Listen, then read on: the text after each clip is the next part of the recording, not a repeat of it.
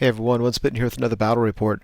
So this game is against one of my subscribers to this channel. His name's Dan. I'll let him post a comment if he wants to reveal his full name. We went to the Brawler Bash tournament a day early to help set up for it. And after we got things set up, he and I decided to have a game. And he's got this beautifully painted Dark Elf army, just really, really great. So we're both using our Brawler Bash list, which is 3,000 points.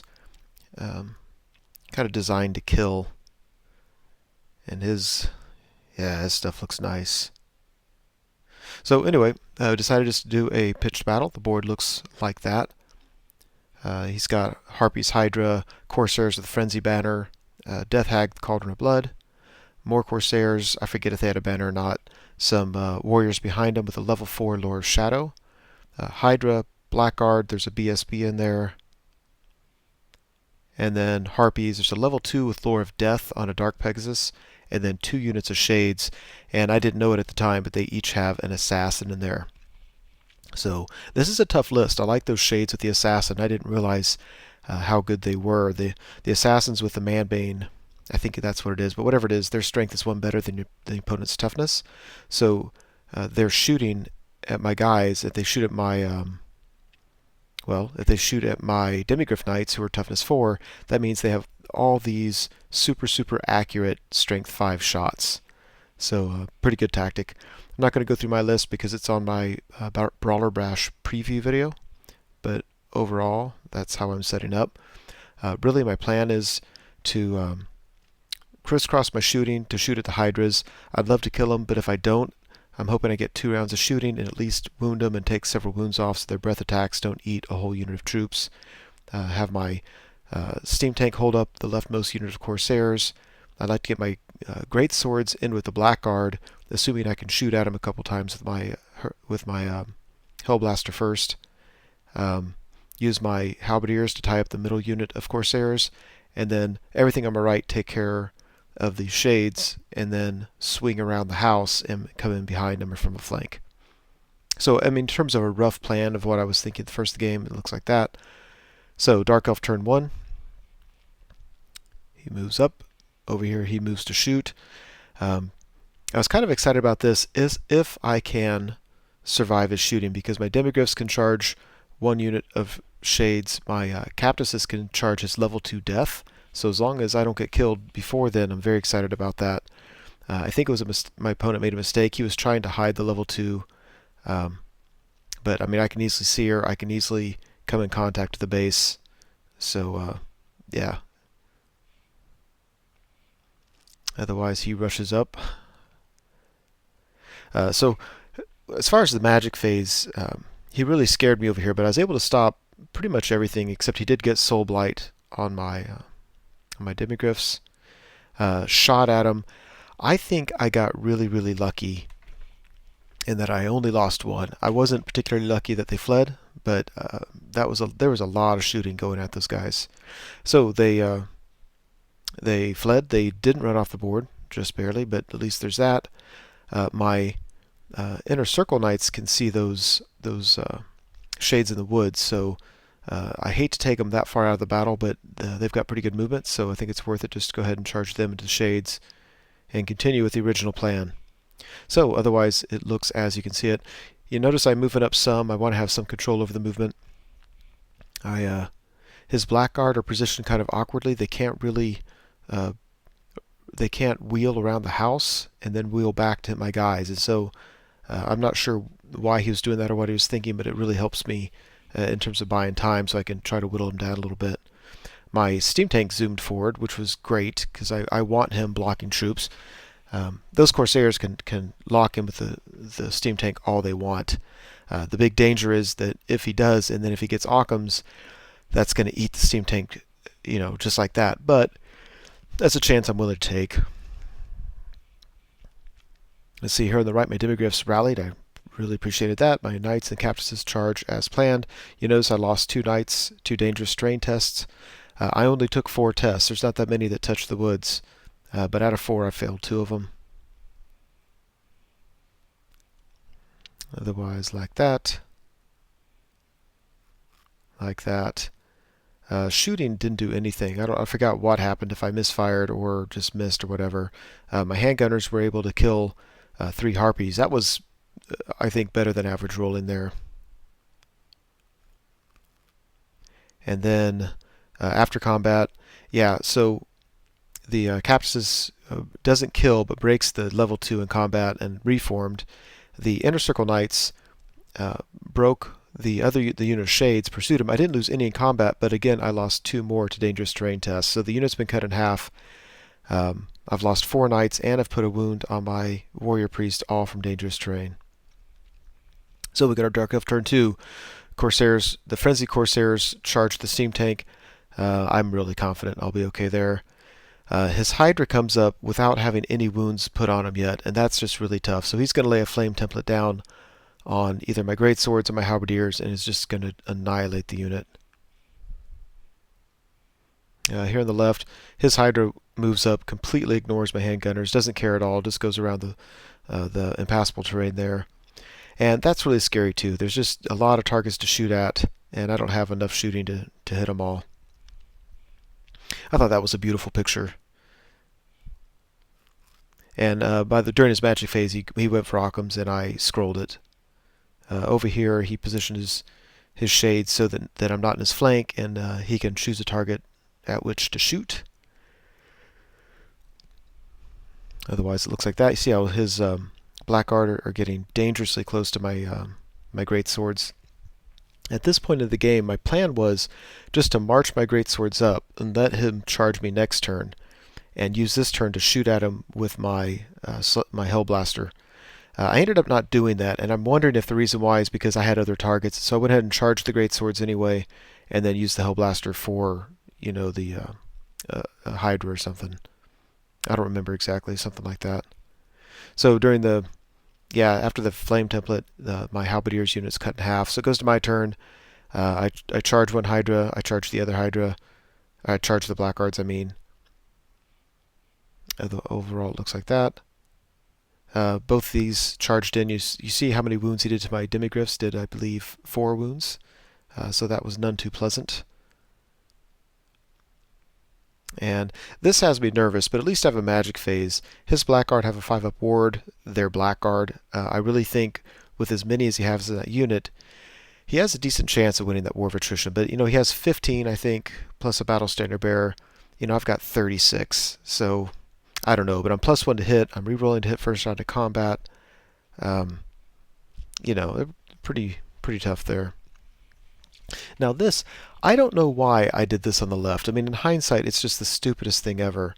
I think I was thinking that I really needed to stop this Hydra from laying his flame template down on my halberdiers, and that I was far enough away that marching wasn't going to do the trick. But in hindsight, you just march the archers up. If you do this, if he wins, he can pursue the archers and get that much closer to my lines. It's really just some poor playing right there. And afterward, he killed my handgunners. There's 2 of them left. They'll run off the board. He pursued my archers, got real close to my lines, and so now he probably could do everything he was going to do anyway. But I certainly made it a lot easier for him. Anyway, if you look at the halberdiers, the Hydra's chewing through that unit pretty quickly. I mean, whatever. The Corsairs aren't going to do a whole lot there. That battle. Over here, I think I mainly went for killing the Shades, just trying to win through combat res. And when it was all said and done, I won, and he said that assassins were stubborn. And it was an honest mistake. He came to me after the game, after looking it up, and realized they're stubborn if they're within 12 inches of the Cauldron of Blood. I don't remember how much I won by. You never know if I would have run them down or beaten them. Who knows? But anyway, they stuck. Having known that, I would have put attacks into the assassin, because I'm not worried about the Shades wounding these 2 models. I am worried about the assassin doing that. But whatever. But at the same time, I was cheating with my demigryphs, and I found out that I'd been cheating for months. I gave my demigryphs halberds, and I was still giving them a 1-up armor save in combat because I'm dumb. It's not as if I never played halberds. I've never played with halberds before. Anyway, after this combat, pretty happy with that. I think he killed a rank of my guys, and I killed a rank and a half of his. So at this moment in time, I'm looking at that thinking, okay, I think I can win the War of Attrition here. You notice I got the +1 strength and toughness buff on my great swords. That's because of the Ring of Volans that my mage bought. I have that spell. It's a one-time use, and it certainly helped out. So Dark Elf turn 3, my Halberdiers take a Hydra in the flank, and that is not a good place to be if you are an Empire Halberdier. Otherwise, yeah, things just look like that. He has his bunker in that house, by the way. So over here, yeah, it's the same thing. This time, I don't know what I was thinking. It was just dumb. I allocated all my attacks at the shades, killed them. They killed my Demigryph Knight, and now I'm still the assassin stuck, and I'm stuck one-on-one with him. I really honestly don't know why I was not allocating attacks on him. After combat, the halberds are gone. The yeah, there's just a big mess there in the middle of the table. Yeah, there we go. I paused just a second ago because I was like, where were all the Corsairs? Okay, here's the accurate picture. The Corsairs are back. Anyway, the Halberdiers are still gone. This is Empire turn 3. I bring my archers up just to kind of block the Corsairs so they can't just turn to get my guns and everything. Yeah, if you look at my knights, they finally came back on the table and marched up and are in a position to do something, although I'm not sure what. And yeah, that was not a good round for the great swords. He put Occam's Mindrazor on his Blackguard. It kind of surprised me because they're strength 4, and I think at this point I was toughness 3. So he really, by doing that, just kind of put them from wounded on 3s to wounded on 2s.